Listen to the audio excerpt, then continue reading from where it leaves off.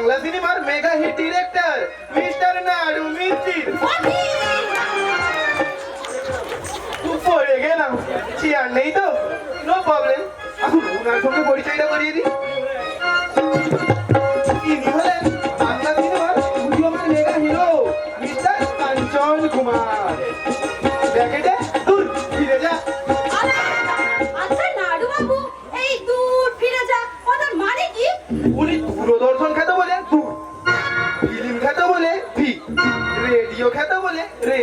আর যদি কখনো যাত্রায় যান, তাই যা শব্দটা অ্যাডভান্স আমি ওর লেজে গুঁজিয়ে দিলাম। কিন্তু উনি যদি কোনো কিছু না শিখে যাত্রায় যান, তাহলে আসরে উঠে উনি কোত কোত করবে আর সকল দর্শকরা বিদ্রুপ করে বলবে, ও হে কাঞ্চন কুমার, দূর ফিরে যা, দূর ফিরে যা। আচ্ছা মিস মুখার্জি, আপনি কি আমার ব্যাপারে কষ্ট পেয়েছেন? না না, কষ্ট বাবু কেন? একটু রাগ হয়েছিল, কিন্তু যখন শুনলাম আপনারা সিনেমার লোক। আপনি বুঝি সিনেমা খুব ভালোবাসেন? শুধু ভালোই বাসি না, আমার বহুদিনের ইচ্ছা সিনেমায় অভিনয় করব। আরে বাস, তাহলে বাড়িতে বসে আছেন কেন? আপনিও নেমে পড়ুন। দেখছেন না আজকাল গেরস্ত বাড়ির মেয়ে বউ, এমনকি বাড়ির ঝিয়েরাও সিরিয়ালে নেমে পড়েছে। কিন্তু আমি কি অভিনয় করতে পারবো? কেন পারবে না? নাড়ু অভি আপনাকে তৈরি করে দেবে। দেবশ্রী, ঋতুপর্ণা, রচনা, এছাড়াও বোম্বের করিনা, আমিষা, ঐশ্বর্য রায়কে তো নাড়ু অভি তৈরি করেছে।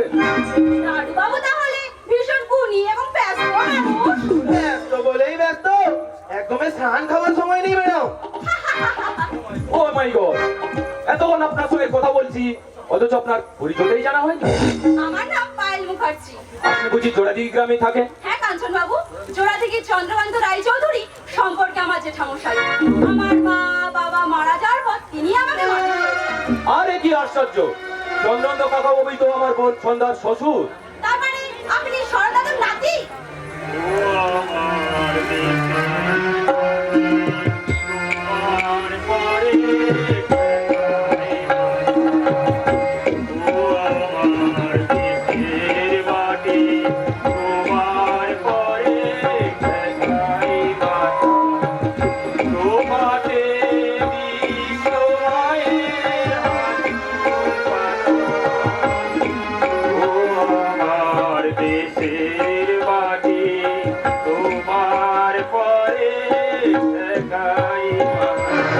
Hello my dear শরদাদু।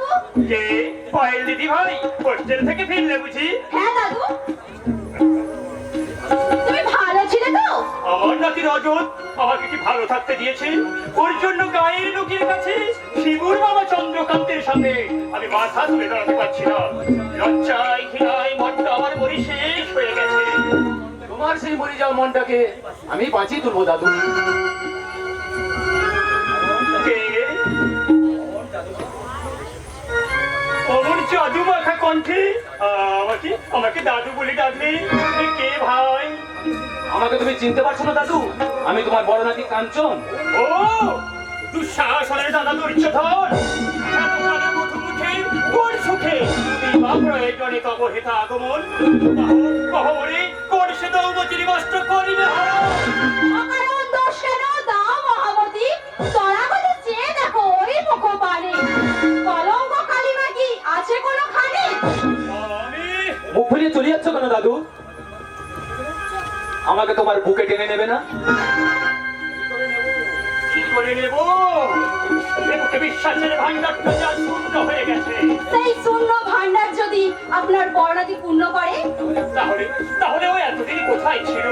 এই বুড়ো দাদু গায়ের বাড়িতে একাকে কি করছে, কেমন আছে সে খোঁজ কি নিয়েছে? সম্পর্ক যখন ধুলো পড়ে গেছে, এই নতুন করে পরিষ্কার করে দাদু আমি তুই আরেকটা রজত। তোরা দুটোই শয়তান, ওদেরকে আমি বিশ্বাস করি না। কেন বিশ্বাস করবে না দাদু? আমার ভাই দুঃশাসন হলেও আমি তো দুর্যোধন নই। মনে করো না দাদু, আমি সেই মহাভারতের উপেক্ষিত সন্তান, সেই বিকর্ণ। ভাইয়ের মুখে আমি সব ঘটনা শুনেছি দাদু। আসল অপরাধী আমার ভাই। এই জন্য এসেছি তো আমি চন্দ্রকান্ত কাকার কাছে ক্ষমা চাইতে। বাহ দাদু ভাই বাহ, তোর মুখের কথা শুনে আমার মনের বোঝাটা হালকা হয়ে গেল।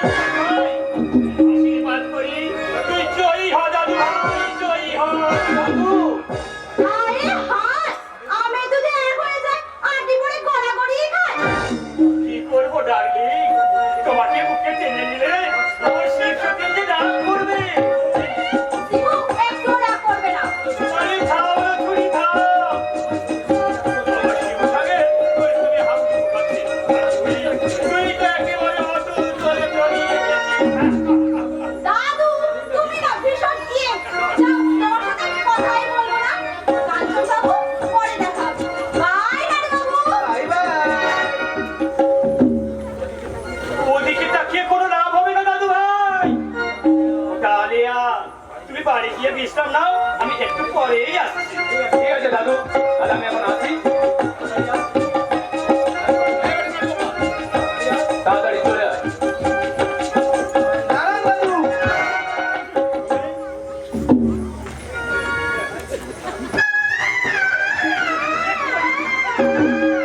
আরে ছাড়ো না, ছাড়ো। এক ডাক দিলাম, আশীর্বাদ করুন দাদু। আমি যেন বড় হয়ে আরো বড় ডিরেক্টর হতে পারি, অনেক বড় ডিরেক্টর দাদু।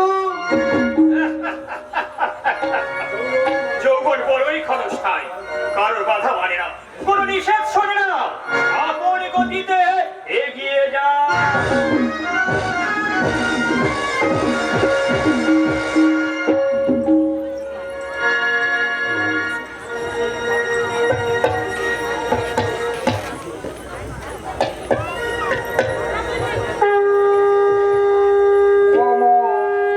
অন্তর মন্দিরে যাবো যাবো, মাধব কৃষ্ণ গোপাল যাবো, মাধব কৃষ্ণ